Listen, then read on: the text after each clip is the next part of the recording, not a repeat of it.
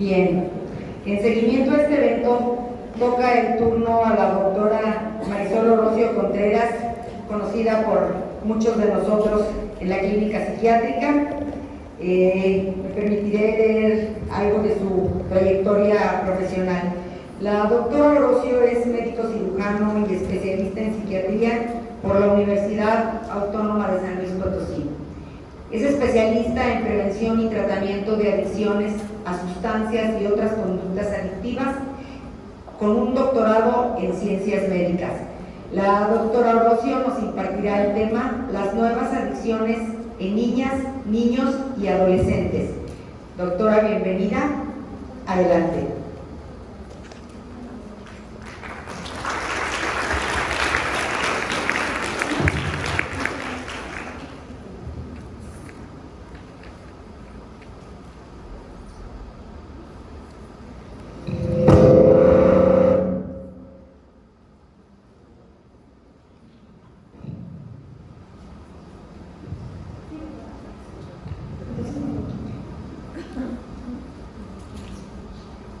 Pues muy buenas tardes, gracias por estar aquí.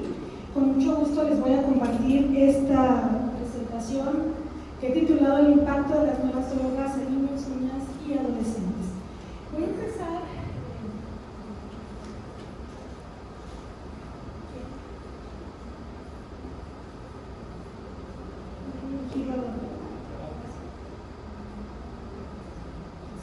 Bueno, voy a empezar hablando un poquito del neurodesarrollo, como respondiendo a la pregunta que por ahí me hicieron, un poquito más, ¿no? Porque creo que la doctora ya abordó bastante bien esta parte. Entonces, cuando hablamos de niños, de adolescentes, ya no me lo voy a decir adolescentes, pero ustedes en su mentecita hacen la traducción, ¿verdad? Cuando hablamos de neurodesarrollo, estamos hablando de esa capacidad que tiene el cerebro de formar nuevas conexiones neuronales y la influencia que tiene en el ambiente. Hace muchos años, en mis tiempos, creíamos, por ejemplo, que el desarrollo del cerebro era estático, que llegabas a determinada edad, que las neuronas no se regeneraban y hasta ahí, ¿no? Ahora sabemos que esto no necesariamente es así. Y ahora este término llamado epigenética hace referencia a que todo el ambiente, cuando digo ambiente, quisiera que lo viéramos en el sentido más amplio posible. En el ambiente estamos hablando del contexto familiar, del contexto académico, social, cultural, en todos los contextos.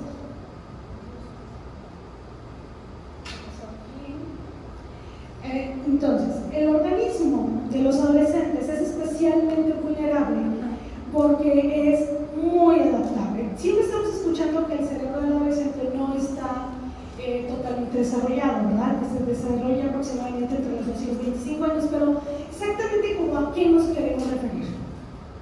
Hay dos aspectos llamados la mielinización y el perfeccionamiento sináptico, que es de lo que nos estamos refiriendo. Miren, cuando nacemos, nace el cerebro y los niños lo van desarrollando como en volumen. Conforme vamos llegando a la adolescencia inicial y la tardía se va perfeccionando. Y ese es el proceso llamado de mielinización. Es como si a los cables, ¿no? El cableado ya ven que tienen como una recubierta de plástico, ¿sí? Para poder transmitir adecuadamente la electricidad. Bueno, ese cableado, haciendo una comparación, una analogía, sería la mielinización. Y el perfeccionamiento sináptico hace referencia a que conforme va creciendo la persona, se va como apodando, ¿sí? Ustedes saben cuando tienen arbolitos y los dejan crecer así por circulado, pues no crecen bien, no son tan eficientes. Entonces, ese proceso, en términos metafóricos, es lo que pasa en el adolescente. Y aquí hay unas imágenes del desarrollo cerebral de niños y adolescentes de los 5 a los 20 años de edad. Y estamos viendo, híjole, esto no me quiere.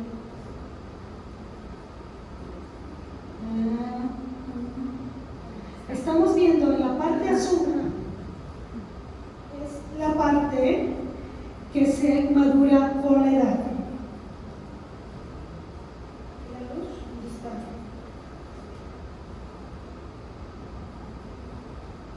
Bueno, en la parte azul representa la maduración de las áreas del cerebro. Entonces, si se fijan, cuando se tienen 5 años y así hasta los 20, 25, se va haciendo cada vez más azul, es decir, se va madurando. ¿Y qué es lo último que se madura?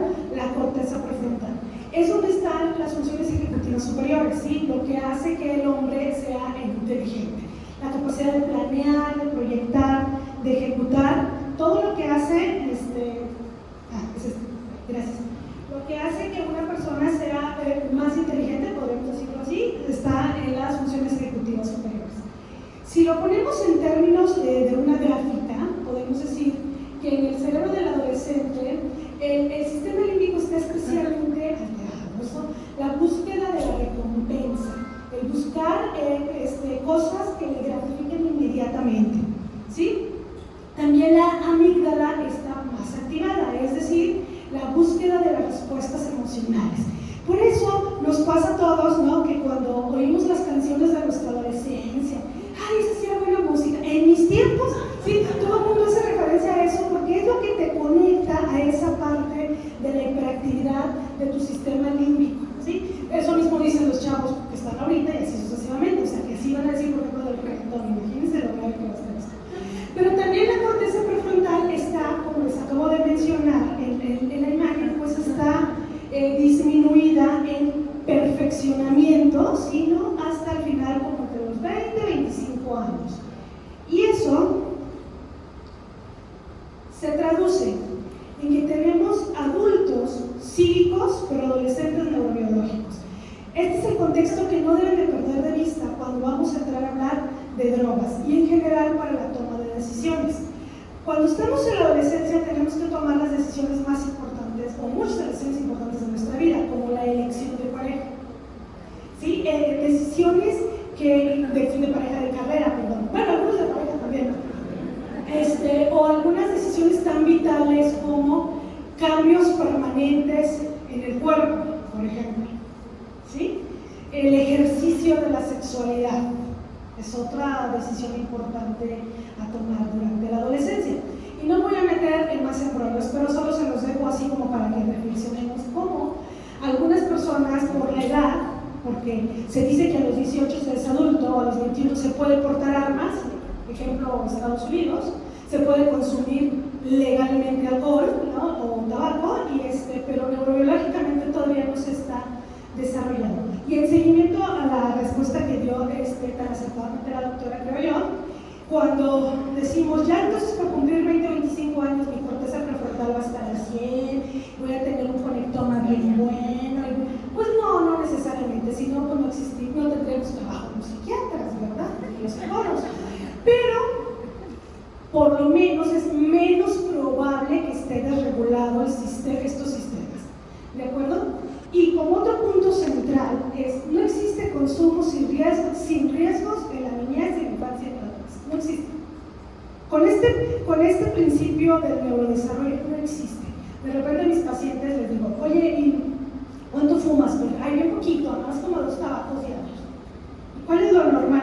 Pues no sé, o sea, puede ser hasta 5, ¿no? O una borrachera cada vez. No, o sea, lo normal es 0. Estamos hablando en ese sentido, es nada. ¿Sí? Entonces no existe consumo sin riesgo. Además de lo neurobiológico, existen factores psicosociales que van a favorecer el consumo. Uno de ellos es la elevada biodisponibilidad. ¿Sí? Esto es muy claro. O sea, por ejemplo, si yo estoy a dieta, ¿verdad?, y llego y están ahí los panecillos, pues o sea, si además mi sistema límbico está que se enamora del carbohidrato y todo, pues no se va a poder, ¿no? O sea, si tenemos fácilmente, ¿no?, la capacidad de llegar a las sustancias, pues es más fácil, ¿no? O sea, esto es claro. La permisividad social en el incumplimiento de leyes y vacíos legales. Esto de la no criminalización y cosas de este tipo tienen sus asegúnes. A ver, las drogas son drogas, punto.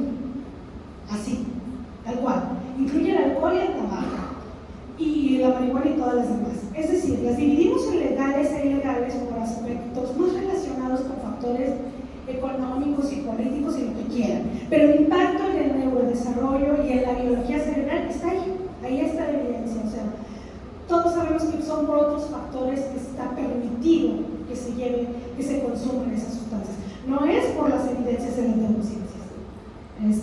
Y luego, que sea una sociedad consumista, hedonista y farmacolizada, así como que tengo algo y luego quiero la pastilla.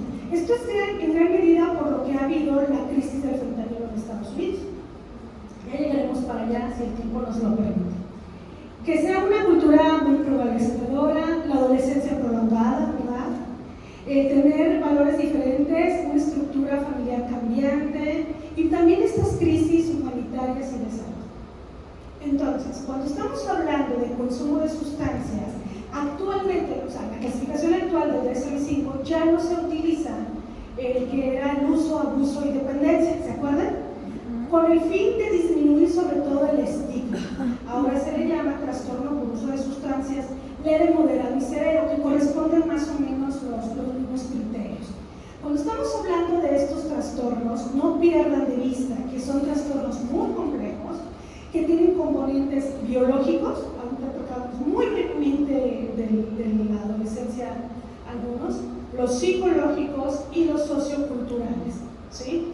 La recaída es la regla cuando una persona ya alcanzó un nivel, lo que llamamos de dependencia o de trastorno por uso de sustancias graves, o sea, es prácticamente la evolución está caracterizada por recaídas como cualquier trastorno crónico degenerativo.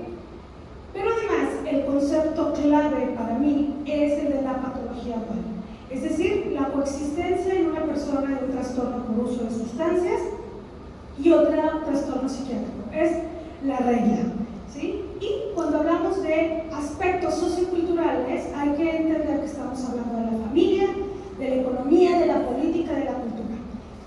Por lo tanto, los trastornos por uso de sustancias son muy complejos, no está nada sencillo el abordaje, ni desde el punto de vista de la prevención ni del tratamiento, pero aún más complicado si está dirigido a los adolescentes.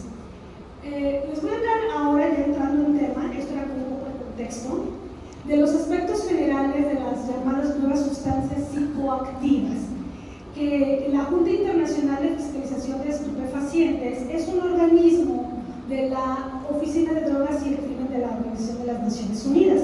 Ellos lo que hacen es como clasificar las sustancias que andan ahí en el mercado para decir pues sí corresponde a alguno de los 4 grupos de las sustancias adictivas.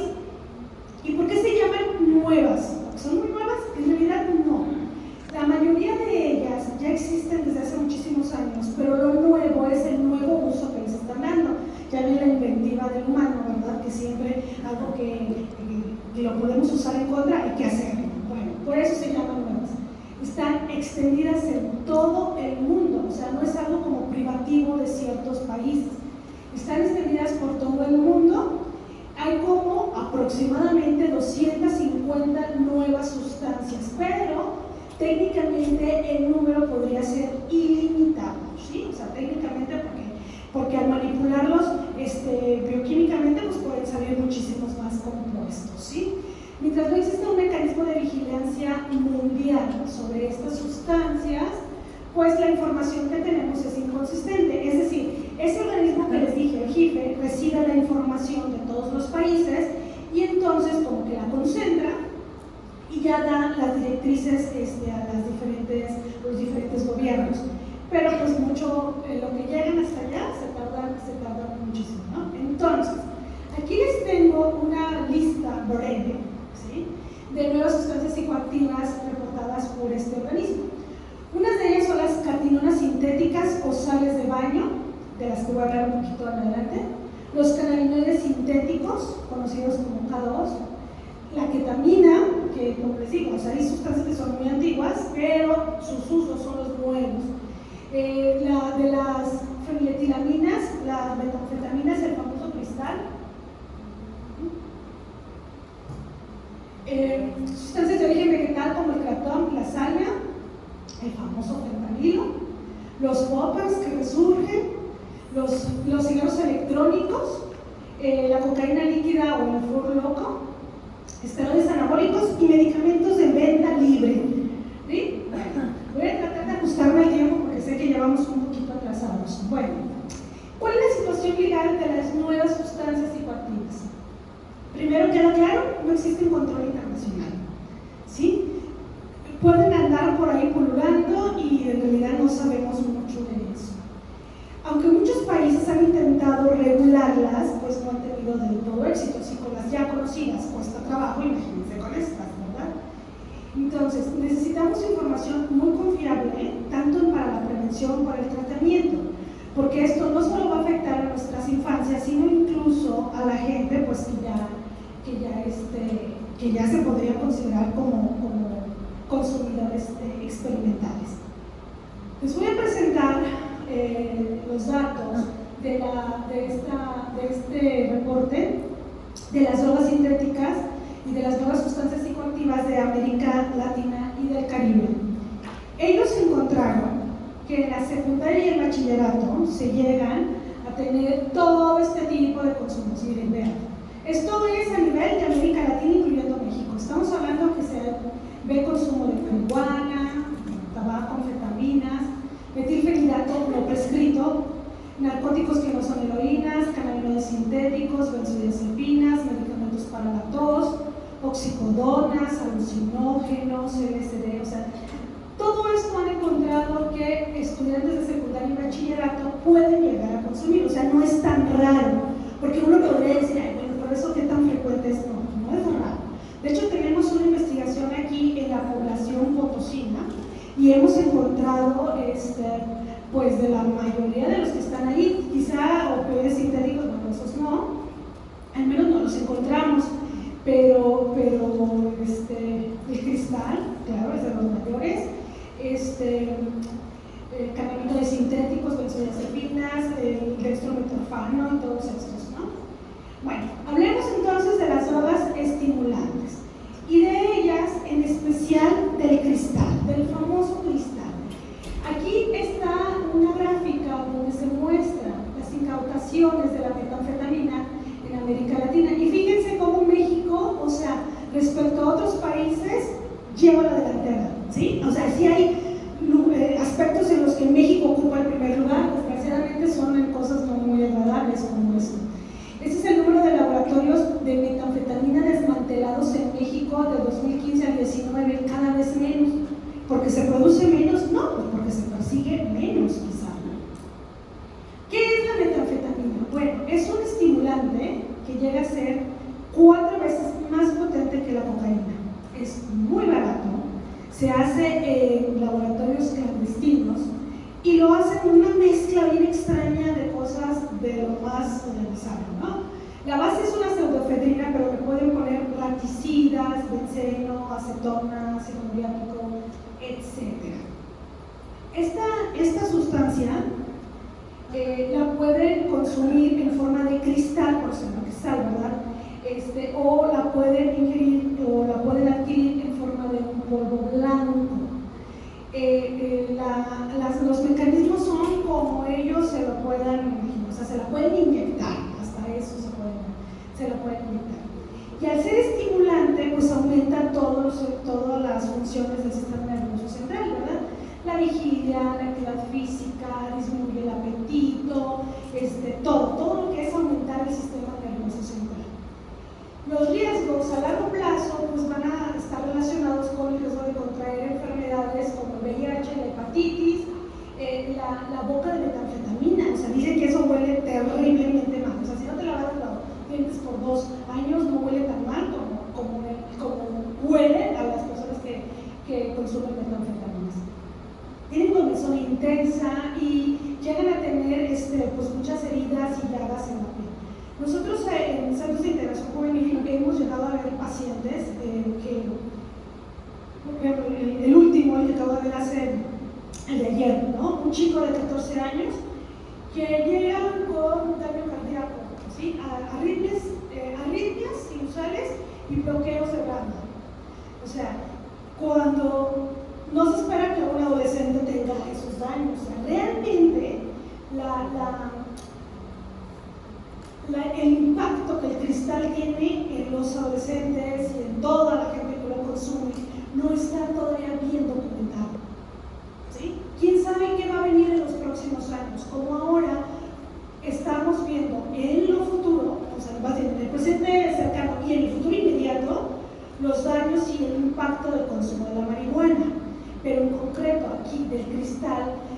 he visto dos fenómenos muy interesantes, digo, tristes a la vez, que es todas las alteraciones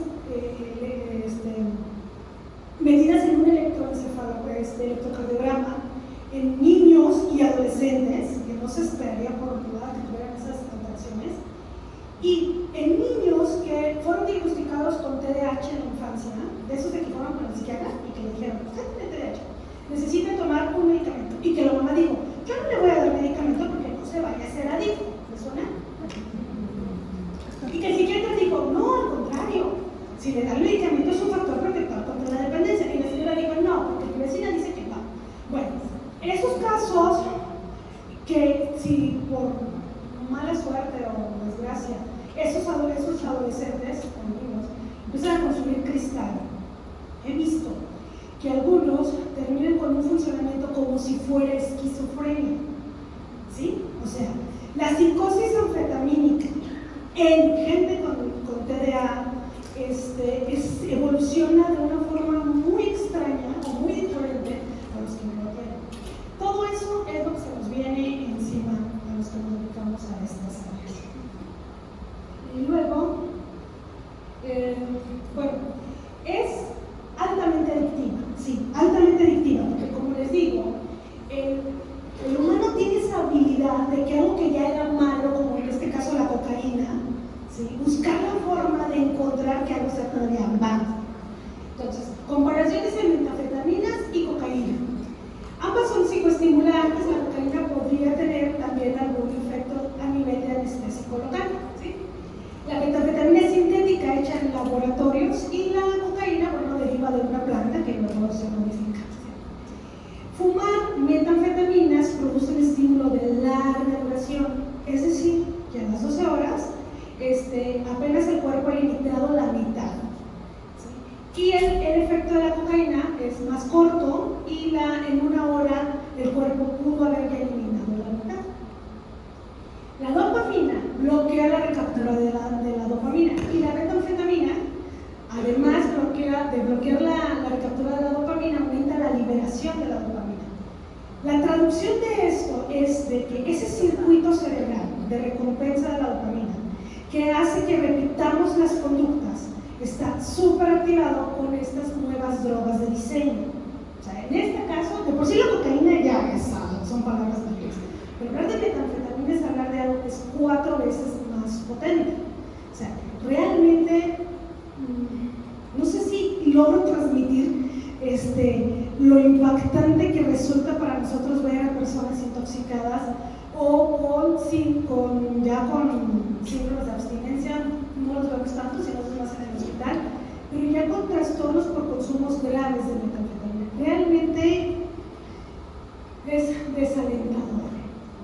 Ahora bien, podríamos decir, bueno, en toda América Latina, ¿verdad?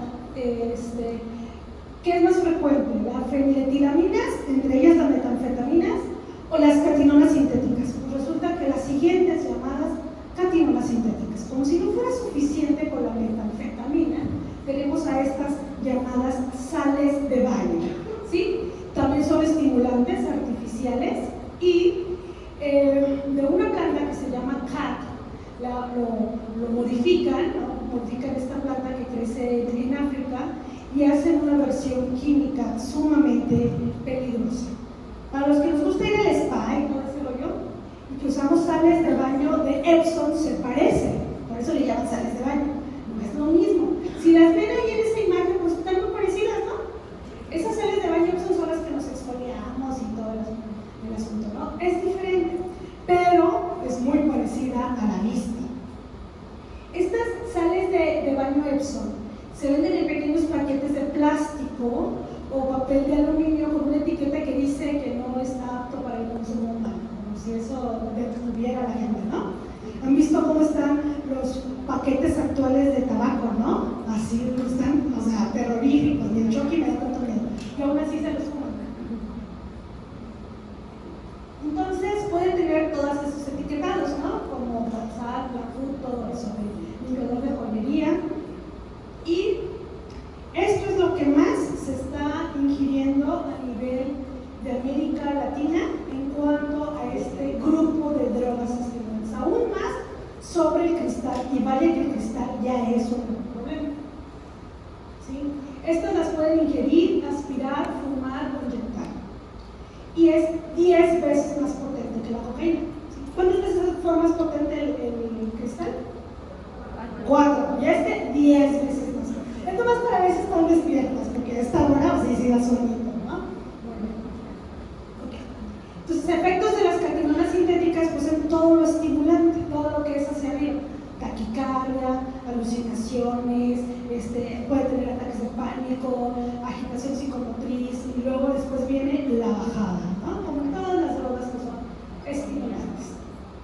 Bueno, pasamos a un grupo especial, ¿sí? El segundo, que se llama los cannabinoides sintéticos. Y aquí de verdad es algo que quiero que quede muy claro, porque vamos a tocar un tema que es cannabinoides, o sea, derivados de la marihuana, sintéticos.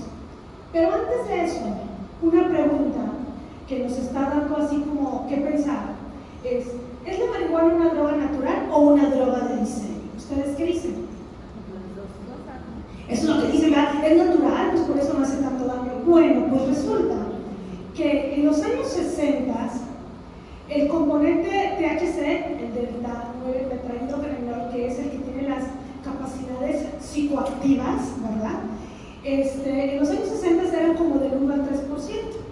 Luego el humano, con esas habilidades que tiene de mejorar las cosas y hacer cosas transgénicas, en los 70 ya tenía del 5 al 10, en los 80 del 10 al 15, y en los 2022 han encontrado marihuana que tiene del 15 al 20, pero algunas hasta el 95% de THC, ¿sí? THC, el que da las capacidades psicoactivas.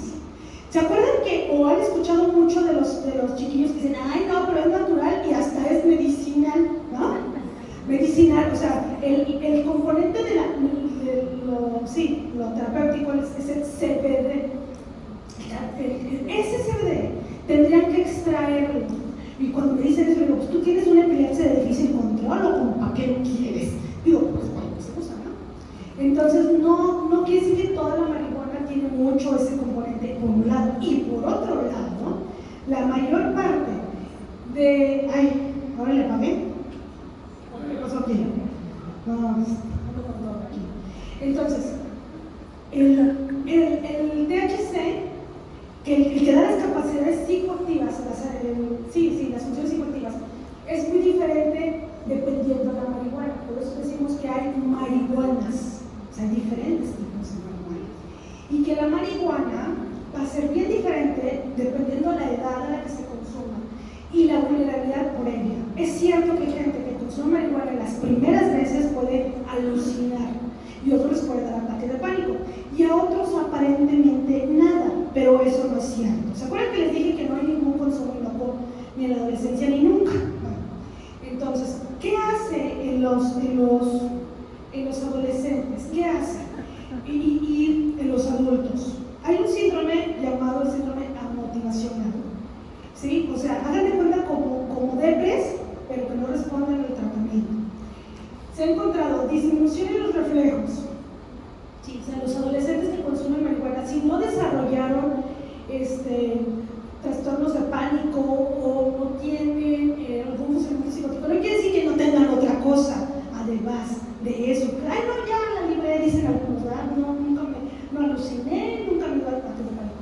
Pero hay otras cosas más sutiles. Estas son, se vuelven más lentos en los reflejos. O sea, una persona manejando bajo los efectos de la marihuana es más lenta para reaccionar.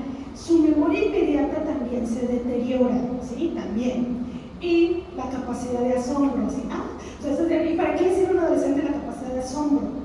Pues muchísimo. O sea, los niños y la gente saludable, de todos asombra y les gusta y todo, ¿verdad? Y los que no estamos aplatanados. Entonces, claro, tiene mucho que ver el hecho de que la gente minimice esto y vea solo como grave del consumo el que se tengan psicosis o trastornos de ansiedad, incluyendo el pánico, que de por sí es grave, no estoy diciendo que no. Estoy hablando de los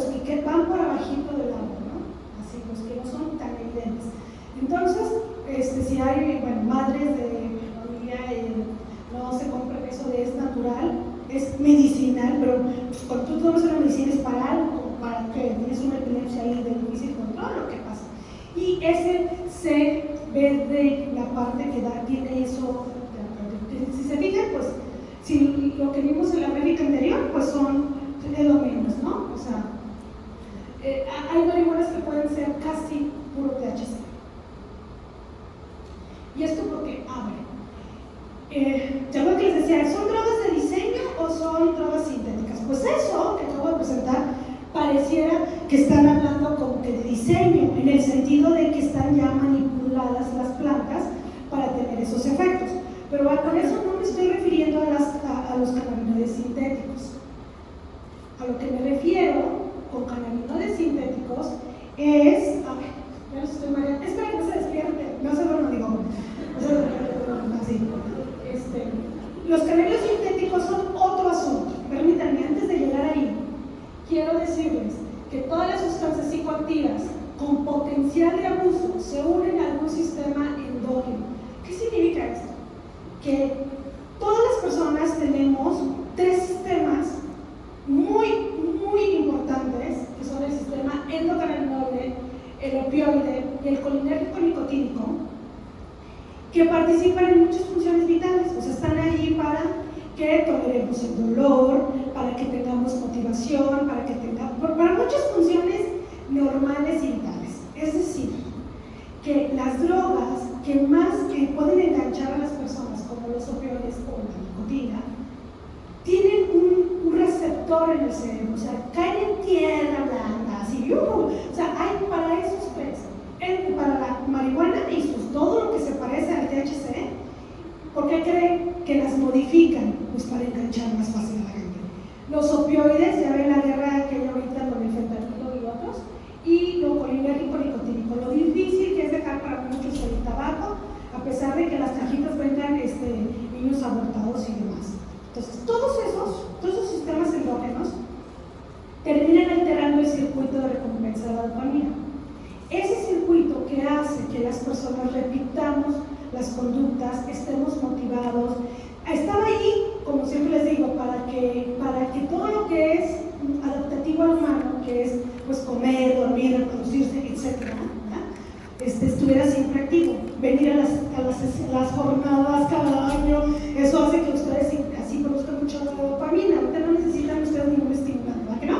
Después de estas jornadas están bueno.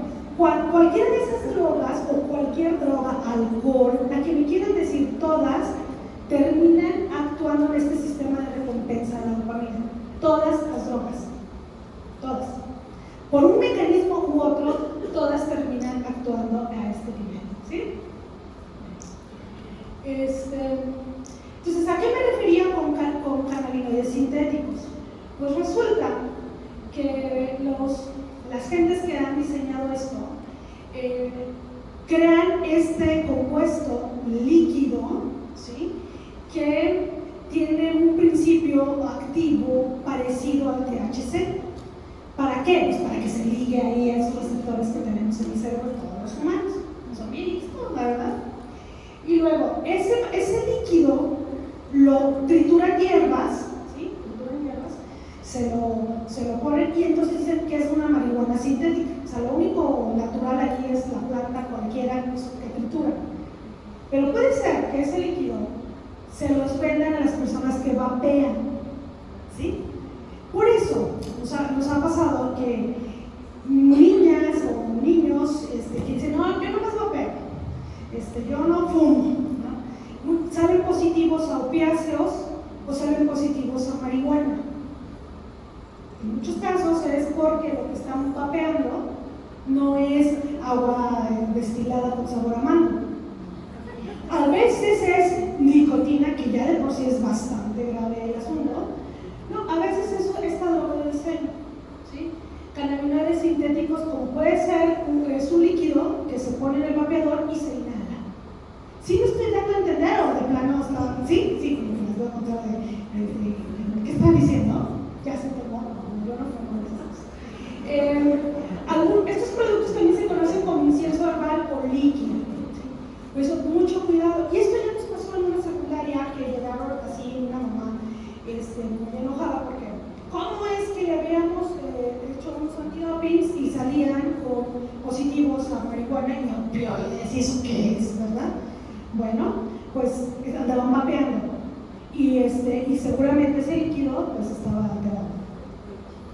Bueno, sigamos. Estos son equivocadamente llamados marihuana sintética o hierro falsa. Los efectos son impredecibles. Así como dijimos que la metanfetamina y el cristal puede ser 4 veces más potente que la cocaína y que las catinones sintéticas, ¿cuántas veces? 10 veces más, pues esta también. O sea, cada quien va superando a los de su familia. No creen que esta gente los diseña nada más como para qué, ¿verdad? Para tener variedad en el mercado. No, para que sean más potentes y más fácilmente alteren los circuitos endógenos. Es más peligroso que la marihuana natural y pues se ha relacionado o se ha visto que muchas personas en el primer mundo la utilizan con fines suicidas. Los pueden encontrar en esas presentaciones. Un nombre muy común es K2, ¿sí? K2. Spice, Joker, Black Mambo, Crush Project son otros de los que más se utilizan así en el bajo mundo de los cannabinoides sintéticos. Y vean las bolsitas tan agradables las que los llegan a vender. Por ejemplo, allá tienen uno de un Simpson y un Bob Esponja, claro, como los somos todos viviendo.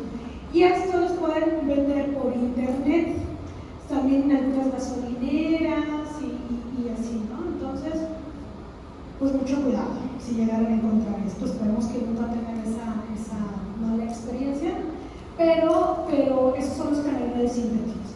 Entonces, la marihuana merece un lugar especial en esto, tanto por la modificación que le están haciendo a las plantas, de tal forma que hay marihuanas, como el que agarraron el principio activo, que es el THC, lo modificaron y han creado los cannabinoides sintéticos, que puede ser líquido, que rocían sobre una plantita para que esa se la fumen, o se la tomen como té, o bien la usen en los cigarros electrónicos o demás.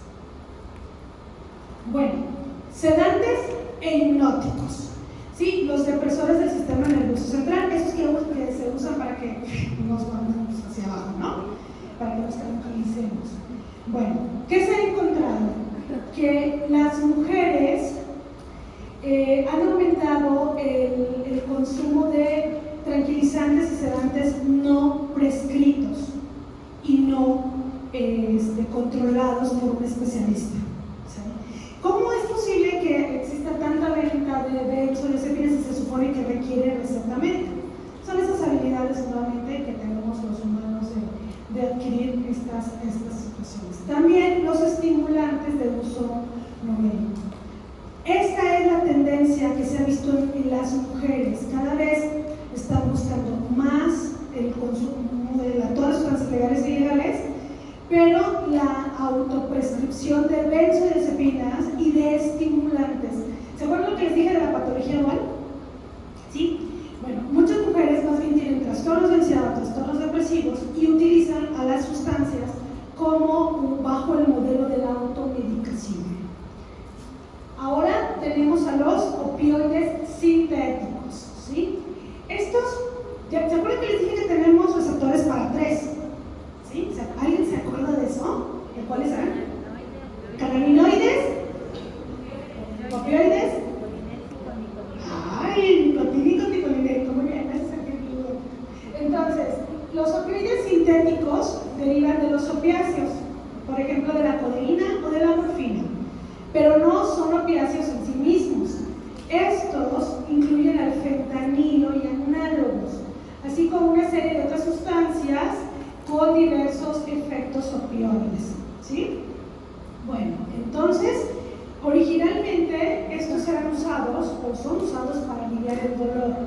¿Se acuerdan que hablábamos de que una sociedad farmacolizada y hedonista que no puede o que no quiere a veces encontrar formas alternativas de manejo de dolores débiles o manejables con AINES o con algo más leve, vámonos al fuerte?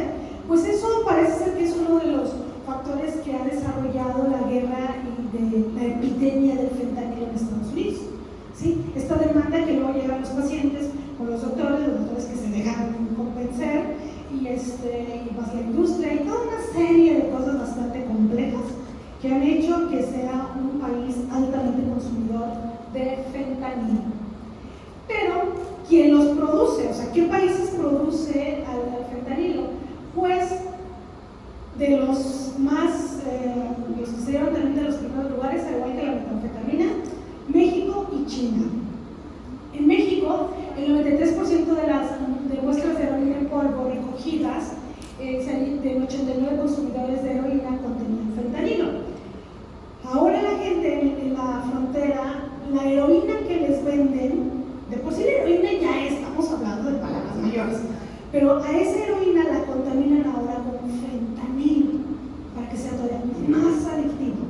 Y podrían decir, bueno, ¿y qué tan grave es el fentanilo? ¿Por qué todo el mundo que el fentanilo, que la droga de los zombies, o que realmente es así tan grave? Pues sí, miren. En México se incautaron 362 kilos de fentanilo en el 2018, 206 kilos en el 2019. En Estados Unidos se incautó una cantidad anual agregada de más de 2.5 toneladas de fentanilo que se sospechaba provenía de México o China. Todos estos son datos del documento que les presenté al inicio. En una sola operación, en enero del 2019, las autoridades estadounidenses incautaron 115 kilos de fentanilo, 179 de metanfetaminas a un ciudadano mexicano. ¿Qué tanto es un kilo?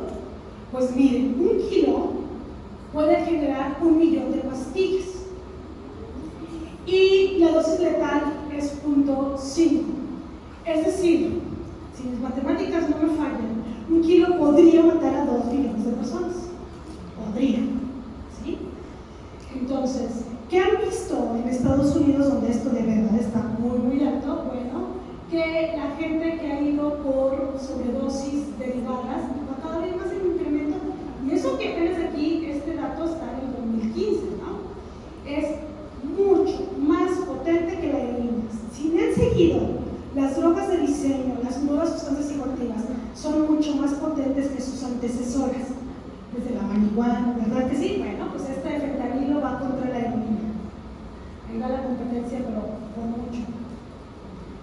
Otras nuevas sustancias psicoactivas. ¿Sí? Los detectos de alquilo o poppers era un líquido, o es un líquido incoloro, que se utiliza desde los 70s. Este produce vasodilatación y lo usaban cuando la gente se quería envenenar con cianuro. Ya no se usa para eso, pero en su momento pues lo usaban para eso, ¿no? Pero como produce una vasodilatación, es muy comúnmente usado en las relaciones en la comunidad homosexual, ¿sí? Entonces ahorita está en incremento esta sustancia. Otra, de los vaporizadores, y voy a retomar lo que acabo de decir de los canales sintéticos, ¿sí?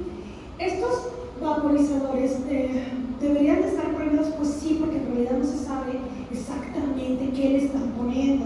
Y aunque fuera nicotina, de todos modos, pues ya sabemos que es una droga. ¿Cómo funciona un cigarrillo electrónico? Pues es fácil, fíjense, es fácil la idea.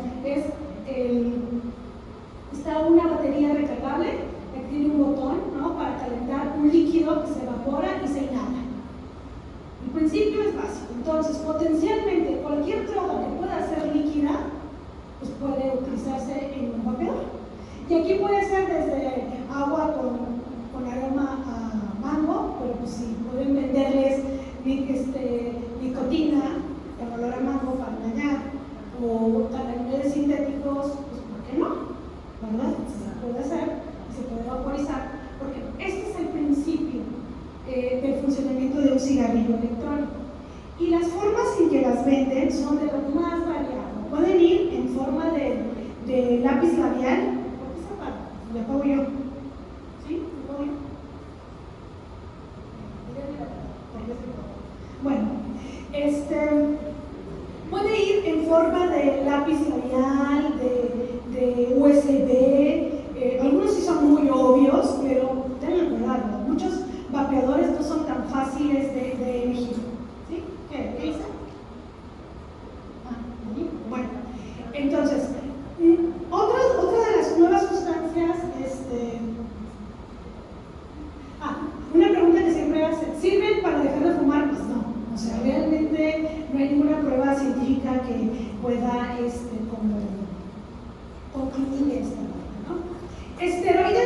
anabólicos.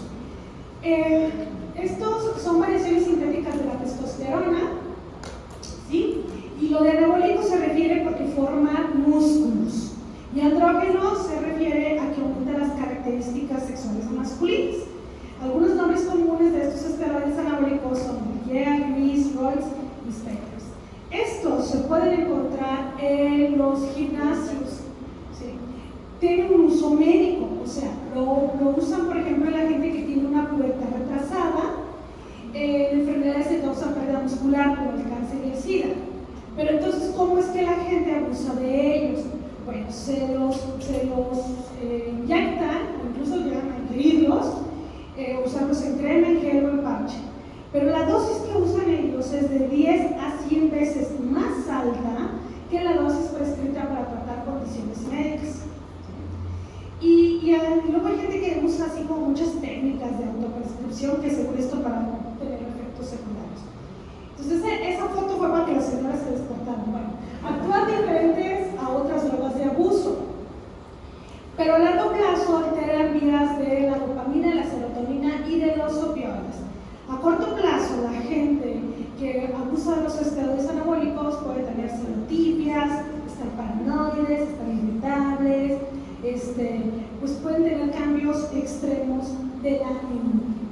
Las personas que se inyectan aumentan su riesgo de contraer o transmitir VIH o la hepatitis. Y a largo plazo les producen acné, insuficiencia renal, daños hepáticos, el corazón les crece, les aumenta la presión arterial, el colesterol, todo eso aumentando el riesgo de una enfermedad vascular cerebral, infarto del miocardio e incluso pues, hasta la muerte, y esto en personas jóvenes.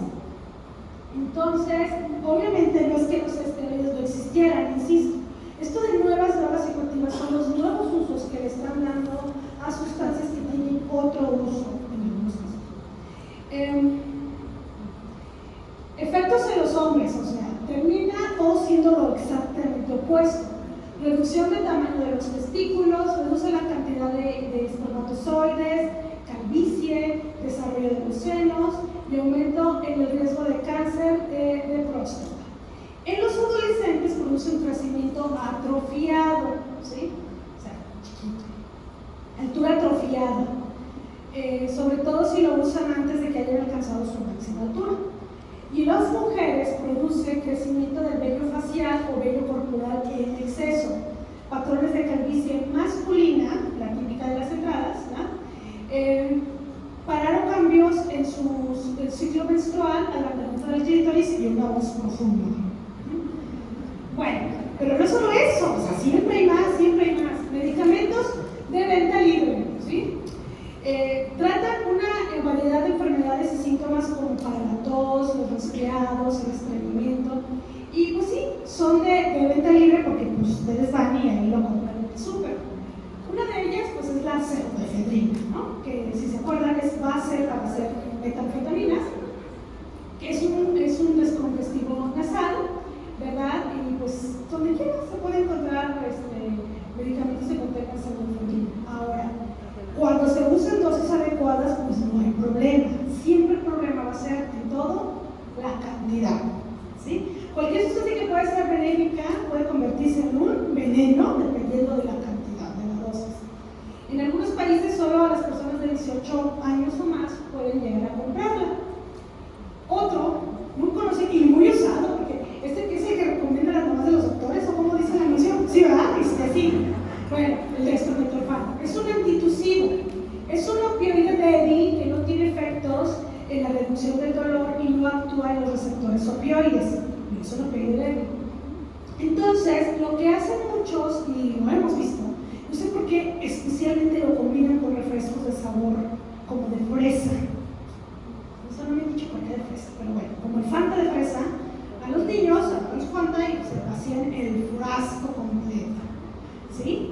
¿Qué efectos van a tener? Pues igual va a tener unos efectos como muy poco predecibles, pero pueden similar a opioides. Entonces, esa niña que sale con medidas extrañas, o esos adolescentes de esa escuela, pues ellos andaban consumiendo estos dextrometorfanos en toda su uso extensión. Ahí creo que no la voy a en grandes cantidades causan un efecto depresor y a veces un efecto alucinógeno. ¿Sí? Y de verdad me pasó que hace como un año ya, en el Walmart, estaba yo ahí en la área donde venden los medicamentos así, de uso libre, unos niños ahí de secundaria, ¿verdad? Buscando todo el dextrometorfano, ¿no? Caché, no me gusta meterme en problemas, me voy, ¿verdad? ¿Qué están haciendo? No sé, ¿no?